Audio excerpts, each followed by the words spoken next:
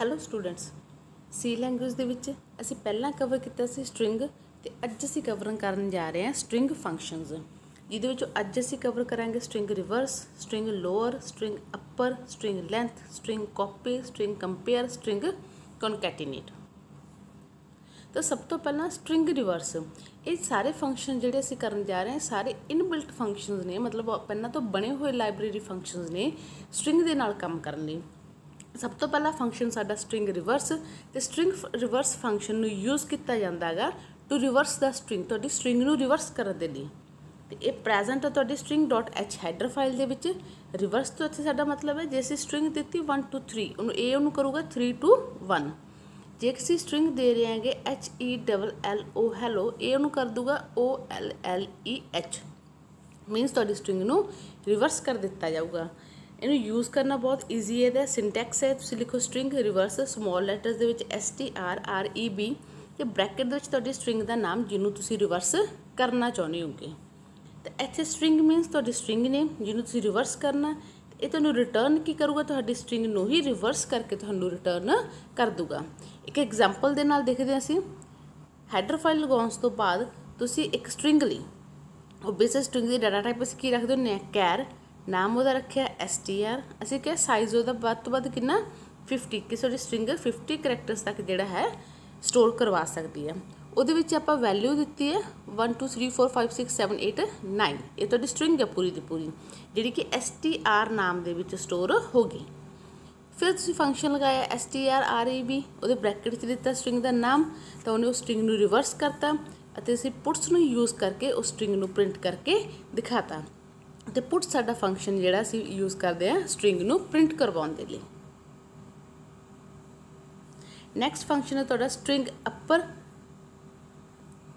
String upper ਵੀ ਤੁਹਾਡਾ ਇੱਕ library function ਹੈ ਜਿਹੜਾ ਕਿ string.h ਹੈਡਰ ਫਾਈਲ ਦੇ ਵਿੱਚ ਪ੍ਰੈਜ਼ੈਂਟ ਹੈ। ਇਸ ਨੂੰ ਯੂਜ਼ ਕਰਦੇ ਹੋ ਤੁਸੀਂ ਤੁਹਾਡੀ ਸਟ੍ਰਿੰਗ ਨੂੰ ਅੱਪਰ ਕੇਸ ਦੇ ਵਿੱਚ ਕਨਵਰਟ ਕਰਨ ਦੇ ਲਈ। ਅੱਪਰ ਤੋਂ ਸਾਡਾ ਮੀਨਿੰਗ ਹੈ ਜੇ ਅਸੀਂ ਸਟ੍ਰਿੰਗ ਦੇ ਰਹੇ ਹਾਂਗੇ ਸਮਾਲ ਲੈਟਰਸ ਦੇ ਵਿੱਚ ਹੈਲੋ, ਤਾਂ ਉਹ ਉਹਨੂੰ ਕਨਵਰਟ ਕਰ ਦੂਗਾ ਕੈਪੀਟਲ ਲੈਟਰਸ ਦੇ ਵਿੱਚ।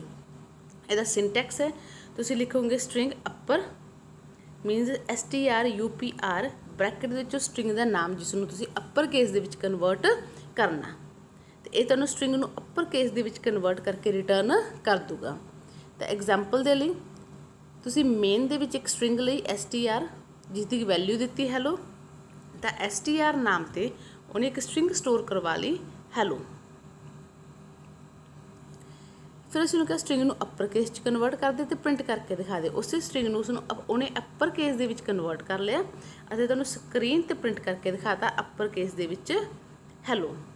ਤਾਂ ਸਟ੍ਰਿੰਗ UPR ਦਾ ਮਤਲਬ ਕਿ ਤੁਹਾਡੀ ਸਟ੍ਰਿੰਗ ਨੂੰ ਅੱਪਰ ਕੇਸ 'ਚ ਕਨਵਰਟ ਕੀਤਾ ਜਾਂਦਾ। ਸਟ੍ਰਿੰਗ ਲੋਅਰ ਫੰਕਸ਼ਨ ਵੀ ਤੁਹਾਡਾ ਇੱਕ ਲਾਇਬ੍ਰੇਰੀ ਫੰਕਸ਼ਨ ਹੈ ਜਿਹੜਾ ਕਿ string.h ਹੈਡਰ ਫਾਈਲ ਦੇ ਵਿੱਚ ਪ੍ਰੈਜ਼ੈਂਟ ਹੈ। ਇਹਨੂੰ ਅਸੀਂ ਯੂਜ਼ ਕਰਦੇ ਹਾਂ ਤੁਹਾਡੀ ਸਟ੍ਰਿੰਗ ਨੂੰ ਲੋਅਰ ਕੇਸ ਦੇ ਵਿੱਚ ਕਨਵਰਟ ਕਰਨ ਲਈ। ਇਹਦਾ ਸਿੰਟੈਕਸ ਹੈ, ਸਮਾਲ ਲੈਟਰਸ ਦੇ ਵਿੱਚ ਲਿਖੋਗੇ STRLWR, ਬ੍ਰੈਕਟ ਦੇ ਵਿੱਚ ਤੁਹਾਡੀ ਸਟ੍ਰਿੰਗ ਦਾ ਨਾਮ ਜਿਹਨੂੰ ਤੁਸੀਂ ਕਨਵਰਟ ਕਰਨਾ ਹੈ, ਤੇ ਇਹ ਤੁਹਾਡੀ ਸਟ੍ਰਿੰਗ ਨੂੰ ਲੋਅਰ ਕੇਸ ਦੇ ਵਿੱਚ ਚੇਂਜ ਕਰਕੇ ਤੁਹਾਨੂੰ ਦਿਖਾਏਗਾ। ਐਗਜ਼ਾਮਪਲ ਦੇ ਲਈ ਅਸੀਂ ਇੱਕ ਸਟ੍ਰਿੰਗ ਲਈ ਜਿਸ ਨੂੰ ਕੋਈ ਵੈਲਿਊ ਦਿੱਤੀ ਹੈ ਉਸ ਨੂੰ ਲੋਅਰ ਕੇਸ 'ਚ ਕਨਵਰਟ ਕਰਨ ਨੂੰ ਕਹਿ ਰਹੇ ਹਾਂ ਅਤੇ ਪ੍ਰਿੰਟ ਕਰਨ ਨੂੰ ਕਹਿ ਰਹੇ ਹਾਂ। ਬਟ ਇੱਥੇ ਤੁਹਾਡੀ ਸਟ੍ਰਿੰਗ ਜਿਹੜੀ ਹੈ ਆਲਰੇਡੀ ਲੋਅਰ ਕੇਸ ਦੇ ਵਿੱਚ ਹੈ, ਤਾਂ ਓਬੀਅਸ ਜਿਹਦਾ ਪਹਿਲਾਂ ਹੀ ਅਸੀਂ ਲੋਅਰ ਕੇਸ 'ਚ ਦਿੱਤੀ ਹੈ ਤਾਂ ਉਹਨੇ ਲੋਅਰ 'ਚ ਹੀ ਕਨਵਰਟ ਕਰਕੇ ਸਾਨੂੰ ਫਿਰ ਕੀ ਦਿਖਾਤਾ ਉੱਦਾਂ ਹੀ। ਬਟ ਹੋ ਸਕੇ ਤਾਂ ਤੁਸੀਂ ਇੱਥੇ ਕੀ ਕਰੋ, ਲੋਅਰ ਦੇ ਵਿੱਚ ਦੇਣ ਦੀ ਜਗ੍ਹਾ ਤੁਸੀਂ ਇੱਥੇ ਕੈਪੀਟਲ ਲੈਟਰਸ ਦੇ ਵਿੱਚ ਹੈਲੋ ਲਿਖੋ। ਦੈਨ ਜਦੋਂ ਤੁਸੀਂ ਉਹਨੂੰ ਲੋਅਰ ਕੇਸ ਦੇ ਵਿੱਚ ਕਨਵਰਟ ਕਰਕੇ ਪ੍ਰਿੰਟ ਕਰਵਾਓਗੇ ਤਾਂ ਉਹ ਤੁਹਾਨੂੰ ਆਨਸਰ ਦਊਗਾ ਸਮਾਲ ਲੈਟਰਸ ਦੇ ਵਿੱਚ, ਯਾਨੀ ਕਿ ਤੁਹਾਡੀ ਸਟ੍ਰਿੰਗ ਦੇ ਵਿੱਚ ਜਿਹੜੇ ਅਲਫਾਬੈਟਸ ਕੈਪੀਟਲ ਲੈਟਰਸ ਦੇ ਵਿੱਚ ਨੇ ਉਹ ਉਹਨਾਂ ਨੂੰ ਸਮਾਲ ਲੈਟਰਸ ਦੇ ਵਿੱਚ ਕਨਵਰਟ ਕਰਕੇ ਤੁਹਾਨੂੰ ਪ੍ਰਿੰਟ ਕਰਵਾ ਦੂਗਾ।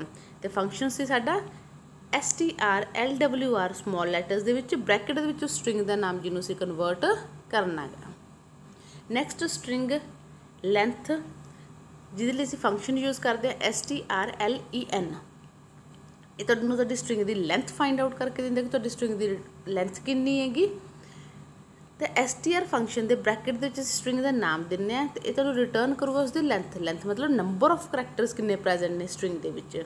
ਤੇ ਇਹ ਇੱਕ ਤੁਹਾਨੂੰ ਇੰਟੀਜ਼ਰ ਵੈਲਿਊ ਰਿਟਰਨ ਕਰੂਗਾ, ਸਪੋਜ਼ 5 6 8 ਮੀਨਸ ਕਿ 5 ਕਰੈਕਟਰ ਨੇ, 6 ਕਰੈਕਟਰ ਨੇ ਜਾਂ 8 ਕਰੈਕਟਰ ਨੇ ਤੁਹਾਡੀ ਸਟ੍ਰਿੰਗ ਦੇ ਵਿੱਚ। ਐਗਜ਼ਾਮਪਲ ਦੇ ਲਈ ਅਸੀਂ ਇੱਕ ਪ੍ਰੋਗਰਾਮ ਬਣਾਇਆ ਜਿਹਦੇ ਵਿੱਚ ਇੱਕ ਸਟ੍ਰਿੰਗ ਲਈ A ਨਾਮ 'ਤੇ ਅਸੀਂ A ਨਾਮ 'ਤੇ ਇੱਕ ਸਟ੍ਰਿੰਗ ਲੈ ਲਈ, ਉਹਦਾ ਸਾਈਜ਼ ਕਿੰਨਾ ਦਿੱਤਾ 20 ਵੀ ਵੱਧ ਤੋਂ ਵੱਧ ਬੰਦਾ ਕਿੰਨਾ ਦੇ ਸਕਦਾ ਸਪੋਜ਼ ਕਰੋ 20 ਵੈਲਿਊਜ਼ ਦੇ ਸਕਦਾ ਬਟ ਅਸੀਂ ਉਹਦੇ ਵਿੱਚ ਵੈਲਿਊ ਸਟੋਰ ਕਰਾਈ ਹੈ ਪ੍ਰੋਗਰਾਮ PROGRAM ਪ੍ਰੋਗਰਾਮ ਉਸ ਤੋਂ ਬਾਅਦ ਅਸੀਂ ਉਹਦੀ ਲੈਂਥ ਫਾਈਂਡ ਆਊਟ ਕਰ ਰਹੇ ਹਾਂ ਤੇ ਲੈਂਥ ਦੇ ਲਈ ਇੱਕ ਚੀਜ਼ ਯਾਦ ਰੱਖਿਓ ਜਦੋਂ ਤੁਸੀਂ ਲੈਂਥ ਫੰਕਸ਼ਨ ਯੂਜ਼ ਕਰੋਗੇ ਤੁਸੀਂ ਉਹਦੀ ਜਿਹੜੀ ਰਿਟਰਨ ਕੀਤੀ ਗਈ ਵੈਲਿਊ ਉਹਨੂੰ ਇੱਕ ਇੰਟੀਜ਼ਰ ਦੇ ਵਿੱਚ ਪਾਓਗੇ ਅਸੀਂ ਇਸ ਲਈ ਲਿਖਿਆ int l equals to strlen ਗੋਲ ਬ੍ਰੈਕਟ ਦੇ ਵਿੱਚ a ਮੀਨਸ ਕਿ ਸਟ੍ਰਿੰਗ ਲੈਂਥ a ਦੀ ਲੈਂਥ ਫਾਈਂਡ ਆਊਟ ਕਰਕੇ ਉਹਨੂੰ ਕਾਹਦੇ ਵਿੱਚ ਪਵਾ ਦੇ l ਦੇ ਵਿੱਚ ਕਿਉਂਕਿ ਇਹ ਨੰਬਰ ਦੱਸੂਗਾ ਸਾਨੂੰ str ਫੰਕਸ਼ਨ ਜਿਹੜਾ ਹੈ ਚੱਲਣ ਤੋਂ ਬਾਅਦ ਤੇ ਜਦੋਂ ਫੰਕਸ਼ਨ ਚੱਲੂ ਇਹ ਸਾਨੂੰ ਕੀ ਦੱਸੂਗਾ ਇਹਦਾ ਸਾਈਜ਼ ਸਪੋਜ਼ ਕਰੋ 7 ਹੈ ਤੇ ਇਹ l ਦੇ ਵਿੱਚ ਕੀ ਸਟੋਰ ਕਰ ਦੂਗਾ 7 ਤੇ ਇੱਥੇ ਅਸੀਂ ਪ੍ਰਿੰਟ ਕਿਹਨੂੰ ਕਰਕੇ ਦੇਖਾਂਗੇ l ਨੂੰ ਇੱਥੇ ਅਸੀਂ ਪੁੱਟਸ ਦੇ ਨਾਲ ਸਟ੍ਰਿੰਗ ਨਹੀਂ ਪ੍ਰਿੰਟ ਕਰਵਾ ਰਹੇ ਕਿਉਂਕਿ ਜਿਹੜਾ ਅਸੀਂ ਦਿਖਾਉਣਾ ਸੀ ਇਹ ਦਿਖਾਉਣਾ ਕਿ ਇਹਦੀ ਲੈਂਥ ਕਿੰਨੀ ਆਈ ਹੈ ਇਹ 5 ਸੀ 7 ਸੀ 8 ਕਰੈਕਟਰ ਕਿੰਨੇ ਸੀ ਤਾਂ ਇਸੇ ਲਈ ਜਿੱਥੇ ਤੁਸੀਂ ਪ੍ਰਿੰਟ ਕਰਵਾ ਰਹੇ ਹੋ ਉੱਥੇ ਅਸੀਂ ਲਿਖਿਆ printf %d ਮਤਲਬ ਇੰਟੀਜ਼ਰ ਦੀ ਵੈਲਿਊ ਪ੍ਰਿੰਟ ਕਰਵਾ ਰਹੇ ਕਿਹੜੇ ਇੰਟੀਜ਼ਰ ਦੀ l ਦੀ ਤਾਂ ਸਟ੍ਰਿੰਗ ਲੈਂਥ ਫੰਕਸ਼ਨ ਤੁਹਾਨੂੰ ਰਿਟਰਨ ਕਰਦਾ ਤੁਹਾਡੀ ਸਟ੍ਰਿੰਗ ਦੀ ਲੈਂਥ ਕਿੰਨੀ ਹੈ means number of characters string length does note count Nal character ਯਾਦ ਰੱਖੋ ਕਿ ਜਦੋਂ ਸਟ੍ਰਿੰਗ ਅਸੀਂ ਹੁਣ ਪਹਿਲਾਂ ਵੀ ਪੜ੍ਹ ਚੁੱਕੇ ਹਾਂ ਕਿ ਸਟ੍ਰਿੰਗ ਦੇ ਐਂਡ ਤੇ ਇੱਕ ਸਪੈਸ਼ਲ ਕਰੈਕਟਰ ਐਡ ਕਰ ਦਿੱਤਾ ਜਾਂਦਾ ਕੰਪਾਈਲਰ ਵੱਲੋਂ ਜਿਹਨੂੰ ਕਿ ਅਸੀਂ ਨਲ ਕਰੈਕਟਰ ਬੋਲਦੇ ਹਾਂ ਜਦੋਂ ਕਿ ਸਟ੍ਰਿੰਗ ਦਾ ਐਂਡ ਪਤਾ ਲੱਗਦਾ ਬਟ ਜਦੋਂ ਸਟ੍ਰਿੰਗ ਲੈਂਥ ਫੰਕਸ਼ਨ ਕੰਮ ਕਰ ਰਿਹਾ ਉਹ ਉਸ ਸਮੇਂ ਨਲ ਕਰੈਕਟਰ ਨੂੰ ਕਾਊਂਟ ਨਹੀਂ ਕਰੂਗਾ ਉਹ ਸਿਰਫ ਜਿਹੜੇ ਤੁਹਾਡੇ ਇਹ ਕਰੈਕਟਰਸ ਨੇ ਉਹਨਾਂ ਨੂੰ ਕਾਊਂਟ ਕਰਕੇ ਤੁਹਾਨੂੰ ਸਾਈਜ਼ ਰਿਟਰਨ ਕਰਦਾ ਹੈਗਾ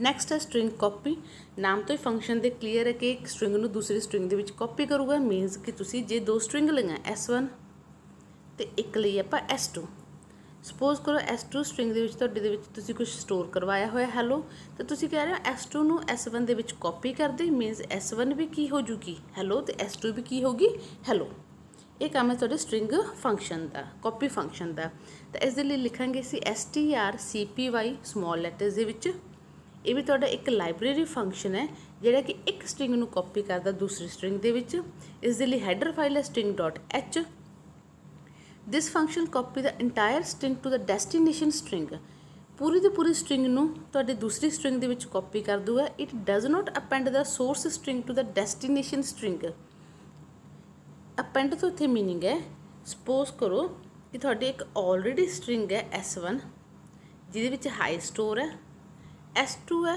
ਜਿਹਦੇ ਵਿੱਚ ਹੈਲੋ ਸਟੋਰ ਹੈ ਤੇ ਅਸੀਂ ਕਹਿ ਰਹੇ ਕਿ S2 ਨੂੰ S1 ਦੇ ਵਿੱਚ ਕਾਪੀ ਕਰ ਦੇ ਮੀਨਸ ਉਹ ਹਾਈ ਦੇ ਨਾਲ ਹੈਲੋ ਨਹੀਂ ਲਿਖੂਗਾ ਉਹ ਹਾਈ ਨੂੰ ਕੱਟ ਦੂਗਾ ਇੱਥੇ ਕੀ ਲਿਖ ਦੂਗਾ ਹੈਲੋ ਉਹਨੂੰ ਅਸੀਂ ਬੋਲਦੇ ਹਾਂ ਕਿ ਪੂਰੀ ਦੀ ਪੂਰੀ ਸਟ੍ਰਿੰਗ ਨੂੰ ਉਹ ਕਾਪੀ ਕਰੂਗਾ ਉਹਨੂੰ ਅਪੈਂਡ ਨਹੀਂ ਕਰੂਗਾ In other words, we can say that it replaces the content of destination string by the content of source string. ਜਿੱਥੇ ਅਸੀਂ ਕਾਪੀ ਕਰਨਾ ਉਹ ਸਾਡਾ ਡੈਸਟੀਨੇਸ਼ਨ ਹੈ ਜਿਸ ਨੂੰ ਅਸੀਂ ਕਾਪੀ ਕਰਨਾ ਉਹ ਸਾਡਾ ਸੋਰਸ ਹੈ ਤਾਂ ਤੁਹਾਡੀ ਸੋਰਸ ਸਟ੍ਰਿੰਗ ਨੂੰ ਪੂਰੀ ਦੀ ਪੂਰੀ ਡੈਸਟੀਨੇਸ਼ਨ ਵਿੱਚ ਕਾਪੀ ਕੀਤਾ ਜਾਂਦਾ ਹੈਗਾ It does not affect the source string. The source string remains same after copying. ਇਹ ਤੁਹਾਡੀ ਸੋਰਸ ਸਟ੍ਰਿੰਗ ਨੂੰ ਨਹੀਂ ਚੇਂਜ ਕਰਦਾ ਸਪੋਜ਼ ਕਰੋ ਜੇ S2 ਦੇ ਵਿੱਚ ਹੈਲੋ ਸੀ ਤੇ ਅਸੀਂ S2 ਨੂੰ S1 ਦੇ ਵਿੱਚ ਕਾਪੀ ਕਰ ਰਹੇ ਹਾਂ ਤੇ S2 ਤਾਂ ਐਜ਼ ਇਟ ਇਜ਼ ਰਹਿਣੀ ਹੈ ਇਹਨੇ ਆਪਦੀ ਇੱਕ ਕਾਪੀ ਇੱਧਰ ਵੀ ਸਟੋਰ ਕਰਵਾਤੀ ਸਿੰਟੈਕਸ ਇਹਦਾ ਤੁਸੀਂ ਲਿਖੋਗੇ ਸਮਾਲ ਲੈਟਰ ਦੇ ਵਿੱਚ strcpy ਡੈਸਟੀਨੇਸ਼ਨ ਕੋਮਾ ਸੋਰਸ ਇੱਥੇ ਸੀਕੁਐਂਸ ਜ਼ਰੂਰ ਮੈਟਰ ਕਰੂਗੀ ਤੁਹਾਡੀ ਪਹਿਲਾਂ ਤੁਹਾਡਾ ਡੈਸਟੀਨੇਸ਼ਨ ਜਿੱਥੇ ਕਾਪੀ ਕਰਨੀ ਹੈ ਸੋਰਸ ਜਿਹਨੂੰ ਕਾਪੀ ਕਰਨਾ ਹੈਗਾ ਯਾਨੀ ਕਿ ਤੁਸੀਂ ਦੋ ਸਟ੍ਰਿੰਗ ਇਹਦੇ ਵਿੱਚ ਪਾਸ ਕਰੋਗੇ ਡੈਸਟੀਨੇਸ਼ਨ ਮੀਨਸ ਉਹ ਸਟ੍ਰਿੰਗ ਜਿੱਥੇ ਆਪਾਂ ਕਾਪੀ ਕਰਨਾ ਤੇ ਸੋਰਸ ਜਿਹਨੂੰ ਅਸੀਂ ਕਾਪੀ ਕਰਨਾ ਹੈਗਾ ਪ੍ਰੋਗਰਾਮ ਦੇ ਵਿੱਚ ਦੇਖਦੇ ਹਾਂ ਤੁਸੀਂ ਦੋ ਸਟ੍ਰਿੰਗਸ ਲਈਆਂ ਇੱਕ str ਸਟ੍ਰਿੰਗ ਲਈ ਹੈਲੋ ਇੱਕ str2 ਸਟ੍ਰਿੰਗ ਲਈ ਜਿਹੜੀ ਤੁਹਾਡੀ ਸਟ੍ਰਿੰਗ ਹੈ str1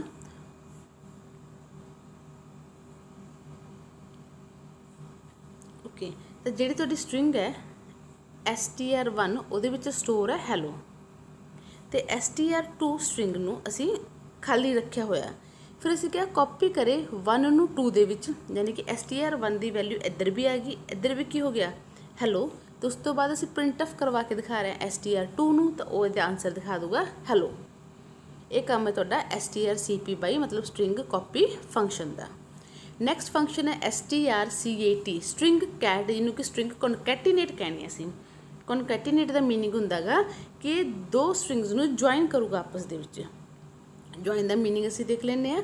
ਜੁਆਇਨ ਦਾ ਮੀਨਿੰਗ ਹੈ ਕਿ ਜੇਕਰ ਤੁਸੀਂ ਸਪੋਜ਼ ਕਰੋ ਤੁਹਾਡੀ ਇੱਕ ਸਟਰਿੰਗ ਹੈ ਹੈਲੋ ਤੇ ਇੱਕ ਸਟਰਿੰਗ ਹੈ ਹਾਈ, ਦੋ ਸਟਰਿੰਗਸ ਨੇ ਤੁਹਾਡੀਆਂ, ਅਸੀਂ ਕਹਿ ਰਹੇ ਹਾਂ ਕਿ ਇਹਨੂੰ ਇਹਦੇ ਨਾਲ ਕਨਕੈਟੀਨੇਟ ਕਰ ਦੇ, ਮੀਨਸ ਇਹ ਕੀ ਬਣ ਜੂਗੀ ਹੈਲੋ ਹਾਈ। ਉਹਨੇ ਦੋਨਾਂ ਨੂੰ ਜੁਆਇਨ ਕਰਕੇ ਲਿਖ ਲਿਆ। ਇਸ ਚੀਜ਼ ਨੂੰ ਅਸੀਂ STRCAT ਬੋਲਦੇ ਹਾਂ, ਯਾਨੀ ਕਿ ਸਟਰਿੰਗ ਕਨਕੈਟੀਨੇਟ ਫੰਕਸ਼ਨ। ਤਾਂ ਇਹ ਦੋ ਸਟਰਿੰਗਸ ਨੂੰ ਜੁਆਇਨ ਕਰਦਾ। ਹੈਡਰ ਫਾਈਲ ਇਹਦੀ string.h ਹੈ। ਕੰਮ ਕੀ ਹੈ, it concatenate the destination string and the source string and the result is stored in the destination string. ਇੱਥੇ ਇਸ ਲਾਈਨ ਦਾ ਮੀਨਿੰਗ ਸਮਝਣਾ ਜ਼ਰੂਰੀ ਹੈ। ਜੇਕਰ ਆਪਣੀ ਇੱਕ S1 ਸਟਰਿੰਗ ਸੀ ਜਿਹਦੇ ਵਿੱਚ ਹਾਈ ਵੈਲਿਊ ਸਟੋਰ ਹੈ, ਇੱਕ S2 ਸਟਰਿੰਗ ਹੈ ਜਿਹਦੇ ਵਿੱਚ ਸਪੋਜ਼ ਕਰੋ ਬਾਈ ਇਹ ਵੈਲਿਊ ਸਟੋਰ ਕਰਵਾਈ ਅਸੀਂ, ਤਾਂ ਇਹਨਾਂ ਨੇ ਕੀ ਕਿਹਾ ਸੀ ਕਿ ਤੁਸੀਂ ਸੋਰਸ ਦੀ ਵੈਲਿਊ ਨੂੰ ਡੈਸਟੀਨੇਸ਼ਨ ਦੇ ਨਾਲ ਜੁਆਇਨ ਕਰਦੇ ਹੋ, ਅਤੇ ਡੈਸਟੀਨੇਸ਼ਨ ਅਪੈਂਡ ਵੀ ਹੋ ਜਾਊਗਾ, ਮੀਨਸ ਉਹਦੀ ਵੈਲਿਊ ਚੇਂਜ ਵੀ ਹੋਊਗੀ। ਕਿਵੇਂ, ਇੱਕ ਮਿੰਟ ਆਪਾਂ ਕਰਕੇ ਦੇਖਦੇ ਹਾਂ। ਸਪੋਜ਼ ਕਰੋ ਅਸੀਂ ਕਿਹਾ S2, S1, ਯਾਨੀ ਕਿ ਇਹ ਸਾਡਾ ਸੋਰਸ, ਇਹ ਸਾਡੀ ਡੈਸਟੀਨੇਸ਼ਨ। ਤਾਂ ਉਹਨੇ ਇਸ ਵੈਲਿਊ ਨੂੰ ਚੱਕ ਕੇ ਇਹਦੇ ਐਂਡ 'ਤੇ ਲਿਖ ਦੇਣਾ, ਯਾਨੀ ਕਿ ਹਾਈ ਦੀ ਵੈਲਿਊ ਚੱਕ ਕੇ ਉਹਨੇ ਬਾਈ ਦੇ ਨਾਲ ਹੀ ਅਟੈਚ ਕਰਤੀ। ਇਹ ਕੀ ਬਣ ਗਿਆ, ਬਾਈ ਹਾਈ। ਬਟ S1 ਕੀ ਰਹਿ ਗਈ, S1 ਹਾਈ ਹੀ ਰਹਿ ਗਈ। S2 ਕੀ ਬਣ ਗਈ, ਬਾਈ ਹਾਈ, ਯਾਨੀ ਕਿ ਉਹਦੀ ਵੈਲਿਊ ਨੂੰ ਉਹਨੇ ਡਿਲੀਟ ਨਾ ਕਰਕੇ ਉਸ ਦੇ ਨਾਲ ਹੀ ਦੂਸਰੀ ਵੈਲਿਊ ਨੂੰ ਜੋੜਤਾ। ਉਹਨੂੰ ਅਸੀਂ ਬੋਲਦੇ ਹਾਂ ਸਟਰਿੰਗ ਕੈਟ, ਯਾਨੀ ਕਿ ਸਟਰਿੰਗ ਕਨਕੈਟੀਨੇਟ। ਸਿੰਟੈਕਸ ਇਹਦਾ ਤੁਸੀਂ ਲਿਖੋਗੇ STRCAT ਸਮੋਲ ਲੈਟਰਸ ਦੇ ਵਿੱਚ, ਡੈਸਟੀਨੇਸ਼ਨ ਜਿੱਥੇ ਅਸੀਂ ਅਪੈਂਡ ਕਰਨਾ ਗਾ, ਸੋਰਸ ਜਿਹਦੀ ਵੈਲਿਊ ਨੂੰ ਅਸੀਂ ਉੱਧਰ ਅਟੈਚ ਕਰਨਾ ਗਾ। ਪ੍ਰੋਗਰਾਮ ਦੇ ਵਿੱਚ ਚੈੱਕ ਕਰਦੇ ਹਾਂ, ਤੁਹਾਡੀਆਂ ਦੋ ਸਟਰਿੰਗ ਲਈਆਂ ਨੇ, ਇੱਕ ਹੈਲੋ ਇੱਕ ਸਟੂਡੈਂਟਸ, STR1 ਅਤੇ STR2। ਅਸੀਂ ਕੀ ਕਿਹਾ, STR2 ਦੀ ਵੈਲਿਊ ਨੂੰ STR1 ਦੇ ਨਾਲ ਕਨਕੈਟੀਨੇਟ ਕਰ। ਤਾਂ ਉਹਨੇ ਕੀ ਕੀਤਾ, STR2 ਦੀ ਵੈਲਿਊ ਸਟੂਡੈਂਟਸ, ਤਾਂ ਹੁਣ STR ਆਪਣੀ 1 ਕੀ ਬਣ ਜੂਗੀ, ਆਪਣੀ 1 ਸਟਰਿੰਗ ਬਣ ਜੂਗੀ ਹੈਲੋ, ਕਿਉਂਕਿ ਉਹਦੀ ਖੁਦ ਦੀ ਵੈਲਿਊ ਹੈ। ਨਾਲ ਹੀ ਉਹਦੇ ਅਟੈਚ ਕਰਤਾ ਉਹਨੇ ਸਟੂਡੈਂਟਸ, ਹੈਲੋ ਸਟੂਡੈਂਟ ਸਾਡੀ STR1 ਬਣ ਗਈ, ਅਤੇ STR2 ਐਜ਼ ਇਟ ਇਜ਼ ਹੀ ਰਹੂਗੀ ਸਟੂਡੈਂਟਸ। ਆਈ ਹੋਪ ਕਿ ਤੁਹਾਨੂੰ ਮੀਨਿੰਗ ਕਲੀਅਰ ਹੈ ਸਟਰਿੰਗ ਕੈਟ ਦਾ, ਕਿ ਇੱਕ ਸਟਰਿੰਗ ਨੂੰ ਚੱਕ ਕੇ ਦੂਜੀ ਸਟਰਿੰਗ ਦੇ ਨਾਲ ਜੋੜਿਆ ਜਾਂਦਾ, ਬਟ ਜਿਹੜੀ ਸਟਰਿੰਗ ਨੂੰ ਜੋੜ ਕੇ ਆਇਆ ਉਹ ਖੁਦ ਐਜ਼ ਇਟ ਇਜ਼ ਉੱਦਾਂ ਹੀ ਰਹਿੰਦੀ ਹੈ। ਅਤੇ ਉਸ ਲਈ ਅਸੀਂ ਸਟਰਿੰਗ ਕੈਟ ਫੰਕਸ਼ਨ ਲਾਉਣ ਤੋਂ ਬਾਅਦ ਦੋਨਾਂ ਵੈਲਿਊਜ਼ ਨੂੰ ਪੁੱਟਸ ਕਰਕੇ ਸ਼ੋ ਕਰਵਾਤਾ, ਉਹਦੀ ਵੈਲਿਊ ਪ੍ਰਿੰਟ ਆਫ ਕਰਕੇ ਦਿਖਾਤੀ। Note, when we use string cat, the size of the destination string should be large enough to store the resultant string। obvious ਹੈ ਕਿ ਜੇਕਰ ਤੁਸੀਂ ਸੋਰਸ ਨੂੰ ਇੱਧਰ ਅਟੈਚ ਕਰ ਰਹੇ ਹੋ, ਠੀਕ ਹੈ, ਇਹਦੀ ਖੁਦ ਦੀ ਵੈਲਿਊ ਤਾਂ ਰਹੂਗੀ ਨਾਲ ਪਲੱਸ ਇਹ ਵੀ ਕਾਪੀ ਹੋ ਜੂਗੀ ਉਹਦੇ, ਤਾਂ ਉਸ ਕੇਸ ਦੇ ਵਿੱਚ ਤੁਹਾਡੀ ਜਿਹੜੀ ਡੈਸਟੀਨੇਸ਼ਨ ਹੈ ਉਹਦਾ ਸਾਈਜ਼ ਇੰਨਾ ਕੁ ਹੋਣਾ ਚਾਹੀਦਾ ਕਿ ਉਹ ਦੋਨਾਂ ਨੂੰ ਸਟੋਰ ਕਰਵਾ ਸਕੇ। ਇਹ ਕੰਮ ਸੀ ਤੁਹਾਡੇ STRCAT ਫੰਕਸ਼ਨ, ਮਤਲਬ ਸਟਰਿੰਗ ਕਨਕੈਟੀਨੇਟ ਫੰਕਸ਼ਨ ਦਾ। ਨੈਕਸਟ ਹੈ STRCMP ਸਟਰਿੰਗ ਕੰਪੇਅਰ ਫੰਕਸ਼ਨ। ਇੱਥੇ ਇੱਕ ਚੀਜ਼ ਧਿਆਨ ਰੱਖ ਲਓ ਬੇਟਾ, ਬਾਈ ਮਿਸਟੇਕ ਵੀ ਤੁਸੀਂ ਫੰਕਸ਼ਨ ਦਾ ਨੇਮ ਦੇ ਵਿੱਚ ਕੈਪੀਟਲ ਵਰਡਸ ਯੂਜ਼ ਨਹੀਂ ਕਰੋਗੇ। ਓਕੇ, ਸਟਰਿੰਗ ਕੰਪੇਅਰ ਫੰਕਸ਼ਨ ਦੋ ਸਟਰਿੰਗਸ ਨੂੰ ਕੰਪੇਅਰ ਕਰੂਗੀ, ਅਤੇ ਕੰਪੇਅਰ ਕਰਨ ਤੋਂ ਬਾਅਦ ਤੁਹਾਨੂੰ ਇੱਕ ਨੰਬਰ, ਇੰਟੀਜ਼ਰ ਮਤਲਬ ਇੱਕ ਨੰਬਰ ਰਿਟਰਨ ਕਰੂਗੀ। ਇੱਕ ਕਰਦੀ ਕਿ ਇਹ ਦੋਨੋਂ ਸਟਰਿੰਗਸ ਦੇ ਇੱਕ ਕਰੈਕਟਰ ਨੂੰ ਚੱਕ ਕੇ ਕੰਪੇਅਰ ਕਰਦੀ ਹੈ। ਸਪੋਜ਼ ਕਰੋ ਇੱਕ ਹਾਈ ਸਟਰਿੰਗ ਹੈ, ਇੱਕ ਬਾਈ ਸਟਰਿੰਗ ਹੈ, ਉਹ ਇਹਦਾ ਪਹਿਲਾ ਕਰੈਕਟਰ ਦੇ ਪਹਿਲੇ ਕਰੈਕਟਰ ਨਾਲ ਕੰਪੇਅਰ ਕਰਕੇ ਦੇਖੋ, ਇੱਦਾਂ ਕਰਕੇ ਇੱਕ ਕਰੈਕਟਰ ਨੂੰ ਕੰਪੇਅਰ ਕਰਦੀ ਹੈਗੀ। If the first character of two string is equal, ਜੇ ਦੋਨੋਂ ਸਟਰਿੰਗਸ ਦਾ ਪਹਿਲਾ ਕਰੈਕਟਰ ਇਕੁਅਲ ਹੈ, ਫਿਰ ਇਹ ਦੂਜੇ ਕਰੈਕਟਰ ਨੂੰ ਕੰਪੇਅਰ ਕਰਨਾ ਸ਼ੁਰੂ ਕਰ ਦੋਗੀ। This continues until the corresponding character of two strings are different or a null character is reached. Means ਜਿਹੜੀ ਤੁਹਾਡੀ ਪਹਿਲੀ ਸਟਰਿੰਗ ਹੈ ਅਤੇ ਜਿਹੜੀ ਤੁਹਾਡੀ ਦੂਜੀ ਸਟਰਿੰਗ ਹੈ, ਉਹਦੇ ਇੱਕ ਕਰੈਕਟਰ ਨੂੰ ਚੱਕ ਕੇ ਕੰਪੇਅਰ ਕਰੂਗੀ। ਜੇ ਤਾਂ ਦੋਨੋਂ ਇਕੁਅਲ ਆ, ਫਿਰ ਨੈਕਸਟ 'ਤੇ ਮੂਵ ਕਰ ਗਈ, ਸੈਕਿੰਡ ਨੂੰ ਕੰਪੇਅਰ ਕੀਤਾ, ਉਨਾ ਟਾਈਮ ਕੰਪੇਅਰ ਕਰੂ ਜਿੰਨਾ ਟਾਈਮ ਤੁਹਾਡੀ ਸਟਰਿੰਗ ਖਤਮ ਨਹੀਂ ਹੋ ਜਾਂਦੀ ਜਾਂ ਸਟਰਿੰਗ ਦੇ ਕਰੈਕਟਰ ਅੱਡ ਨਹੀਂ ਹੁੰਦੇ। ਹੁਣ ਜਿਵੇਂ ਇਸ ਕੇਸ ਦੇ ਵਿੱਚ ਦੇਖੀਏ, ਪਹਿਲੇ ਹੀ ਕਰੈਕਟਰ ਅਲੱਗ-ਅਲੱਗ ਨੇ, ਤਾਂ ਉਹ ਅੱਗੇ ਚੈੱਕ ਨਹੀਂ ਕਰਦੀ, ਇੱਥੇ ਸਾਨੂੰ ਕੀ ਕਰੂਗੀ, ਇੱਕ ਨੰਬਰ ਰਿਟਰਨ ਕਰ ਦੂਗੀ, ਕਿਉਂਕਿ ਇਕੁਅਲ ਹੈ ਨਹੀਂ ਗੇ, ਤਾਂ ਇਸ ਲਈ ਉਹਨੇ ਸਾਨੂੰ ਇੱਕ ਵੈਲਿਊ ਰਿਟਰਨ ਕਰੂਗੀ। ਕਿਉਂਕਿ ਸਟਰਿੰਗ ਕੰਪੇਅਰ ਫੰਕਸ਼ਨ ਦਾ ਕੰਮ ਕੰਪੇਅਰ ਕਰਨਾ ਹੀ ਹੈ। ਤਾਂ ਹੁਣ ਇਹਦੇ ਲਈ ਹੈਡਰ ਫਾਈਲ ਤੁਸੀਂ ਯੂਜ਼ ਕਰਦੇ ਹੋ string.h। ਅਤੇ ਹੁਣ ਗੱਲ ਕਰਦੇ ਹੋ ਨੰਬਰ ਦੀ, ਜਿਹੜਾ ਸਾਨੂੰ ਰਿਟਰਨ ਕਰਦਾ ਸੀ, ਕਿਹਾ ਸੀ ਕਿ ਇੱਕ ਨੰਬਰ ਰਿਟਰਨ ਕਰਦੀ ਹੈ ਸਾਨੂੰ ਉਹ ਕੰਪੇਅਰ ਕਰਨ ਤੋਂ ਬਾਅਦ। ਨੰਬਰ ਜਿਹੜਾ ਰਿਟਰਨ ਕਰੂਗੀ ਜਾਂ ਉਹ 0 ਕਰੂਗੀ, ਜਾਂ 0 ਤੋਂ ਲੈਸ ਦੈਨ ਕਰੂਗੀ, ਜਾਂ 0 ਤੋਂ ਗ੍ਰੇਟਰ ਦੈਨ ਕਰੂਗੀ। ਜੇਕਰ ਉਹ ਨੰਬਰ ਤੁਹਾਨੂੰ 0 ਰਿਟਰਨ ਕਰ ਰਹੀ ਹੈ, ਇਹਦਾ ਮਤਲਬ ਦੋਨੋਂ ਸਟਰਿੰਗ ਬਿਲਕੁਲ ਇਕੁਅਲ ਆ। जे नंबर लैस दैन 0 रिटर्न कर रही है, ਇਹਦਾ मतलब ਤੁਹਾਡੀ ਪਹਿਲੀ स्ट्रिंग दूजी स्ट्रिंग ਦੇ ਨਾਲੋਂ लैस दैन है, छोटी है। जेकर वो नंबर ग्रेटर दैन 0 रिटर्न कर रही है, दैट मीनस ਤੁਹਾਡੀ स्ट्रिंग पहली स्ट्रिंग ग्रेटर है सैकेंड स्ट्रिंग नालों। ਜਾਂ ਤੁਸੀਂ ਇਸ ਨੂੰ ਇਸ ਮੈਥਡ ਨਾਲ ਵੀ ਲਿਖ ਸਕਦੇ ਹੋ। ਓਬਵੀਅਸਲੀ ਜਿਹੜੀ ਵੈਲਿਊ ਲੈਸ ਦੈਨ 0 ਨੈਗੇਟਿਵ ਹੀ ਹੋਗੀ, ਜਿਹੜੀ ਵੈਲਿਊ ਗ੍ਰੇਟਰ ਦੈਨ 0 ਨੂੰ ਅਸੀਂ ਪੋਜ਼ਿਟਿਵ ਹੀ ਕਹਿਣੀ ਹੈਗੀ। ਤਾਂ ਇਸ ਦਾ ਲਿਖਣ ਦਾ ਮੈਥਡ ਇੱਕ ਇਹ ਵੀ ਹੈ, ਤੁਸੀਂ ਇਹ ਲਿਖੋ ਜੇ 0 ਆ means both strings are equal, negative integer ਹੈ ਤਾਂ ASCII value of first unmatched character is less than the second. ਤਾਂ ਇਹਦੇ ਪਿੱਛੇ ਜਿਹੜੀ ਵਰਕਿੰਗ ਹੈ ਉਹ ਇਹ ਹੈ ਕਿ ਉਹ ਐਚ ਅਤੇ ਬੀ ਨੂੰ ਐਚ ਬੀ ਮੈਚ ਨਾ ਕਰਕੇ ਹਰ ਨੰਬਰ ਦਾ, ਹਰ ਅਲਫਾਬੈਟ ਦਾ ਕਹਿ ਲਓ, ਹਰ ਕਰੈਕਟਰ ਦਾ ਇੱਕ ਅਸਕਾਈ ਵੈਲਿਊ ਹੁੰਦੀ ਹੈ। ਉਹ ਉਹਨਾਂ ਦੇ ਅਸਕਾਈ ਵੈਲਿਊ ਨੂੰ ਕੰਪੇਅਰ ਕਰਦੀ ਹੈ। ਇੱਕ ਤਰ੍ਹਾਂ ਦਾ ਇੱਕ ਕੋਡ ਹੁੰਦਾ ਕਿ ਐਚ ਦਾ ਇੰਨਾ ਗਾ, ਬੀ ਦਾ ਇੰਨਾ। ਚਲੋ ਸਪੋਜ਼ ਕਰਦੇ ਆਪਾਂ ਕਿ ਐਚ ਦਾ ਜਿਹੜਾ ਕੋਡ ਹੈ ਉਹ 99 ਹੈ, ਹਾਲਾਂਕਿ 99 ਹੁੰਦਾ ਨਹੀਂ, ਮੈਂ ਵੈਸੇ ਜਸਟ ਐਗਜ਼ਾਮਪਲ ਦੇ ਰਹੀ ਹਾਂ।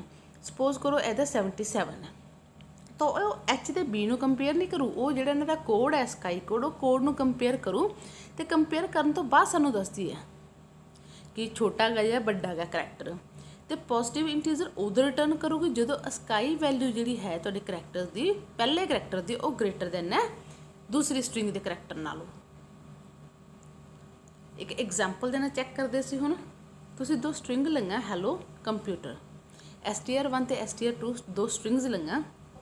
ਇੱਕ ਅਸੀਂ ਇੰਟੀਜ਼ਰ ਵੈਲਿਊ ਲੈ ਲਈ RET, ਕਿਉਂਕਿ ਅਸੀਂ ਰਿਟਰਨ ਕੀਤੀ ਹੋਈ ਵੈਲਿਊ ਇਹਦੇ ਵਿੱਚ ਸਟੋਰ ਕਰਾਂਗੇ, ਸਾਨੂੰ ਉਹਨੇ ਇੰਟੀਜ਼ਰ ਹੀ ਰਿਟਰਨ ਕਰਨਾ। ਇੰਟੀਜ਼ਰ ਰਿਟਰਨ ਕਰਨ ਤੋਂ ਇੱਥੇ ਮੇਰਾ ਮੀਨਿੰਗ ਹੈ ਕਿ ਇਹ ਕਹਿ ਲਓ ਕਿ ਸਾਨੂੰ ਉਹਨੇ ਇਹ ਨਾ ਕਹਿ ਕੇ ਕਿ ਹਾਂ ਦੋਨੇ ਇਕੁਅਲ ਹੈ ਜਾਂ ਵੱਡੀ ਹੈ ਜਾਂ ਛੋਟੀ ਹੈ, ਉਹ ਇੱਕ ਨੰਬਰ ਵਾਪਸ ਕਰ ਰਹੀ ਹੈ ਅਤੇ ਉਹ ਨੰਬਰ ਤੋਂ ਤੁਹਾਨੂੰ ਆਈਡੀਆ ਹੁੰਦਾ ਕਿ ਸਟ੍ਰਿੰਗ ਵੱਡੀ ਹੈ ਜਾਂ ਬਰਾਬਰ ਹੈ। ਸਟ੍ਰਿੰਗ ਕੰਪੇਅਰ ਫੰਕਸ਼ਨ ਲਗਾਇਆ ਸੀ, ਅਸੀਂ ਲਿਖਿਆ strcmp str1 2, ਮਤਲਬ ਦੋਨੋਂ ਸਟ੍ਰਿੰਗ ਦੀਆਂ ਵੈਲਿਊਜ਼ ਦੇ ਦਿੱਤੀਆਂ ਅਤੇ ਕਿਹਾ ਕਿ ਜਿਹੜੀ ਵੀ ਵੈਲਿਊ ਰਿਟਰਨ ਕਰੋ ਕਾਹਦੇ ਵਿੱਚ ਪੈ ਜੇ, RET ਦੇ ਵਿੱਚ।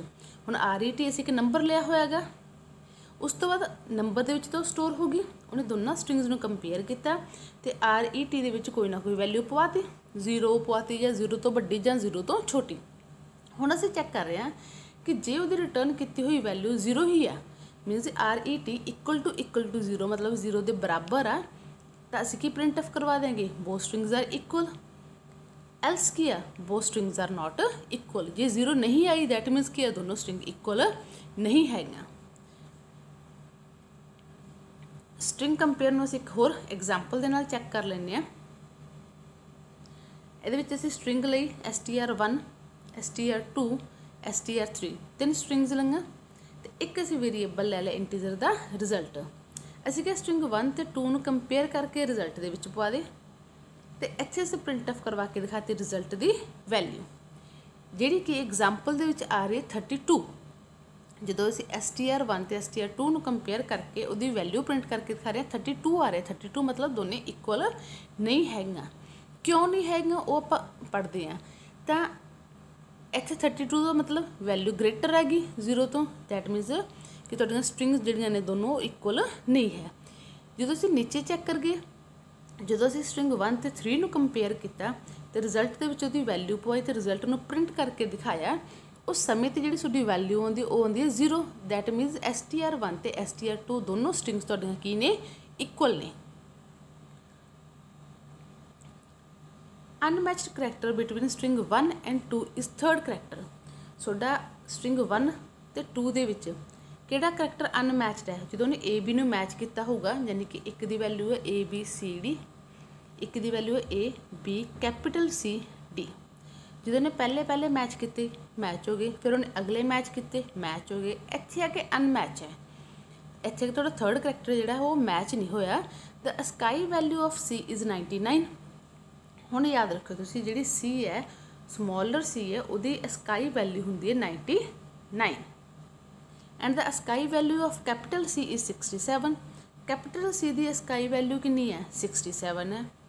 Hence when two strings str1 and 2 are compared the return value is 32। ਤਾਂ ਉਹ ਰਿਟਰਨ ਸਾਨੂੰ ਕੀ ਕਰੂਗਾ, ਉਹ ਇਹਨਾਂ ਦੋਨਾਂ ਦਾ ਗੈਪ ਦੱਸੂਗਾ। ਜੇਕਰ ਇੱਕ ਦੀ ਸਕਾਈ ਵੈਲਿਊ ਜਿਹੜੀ ਹੈ,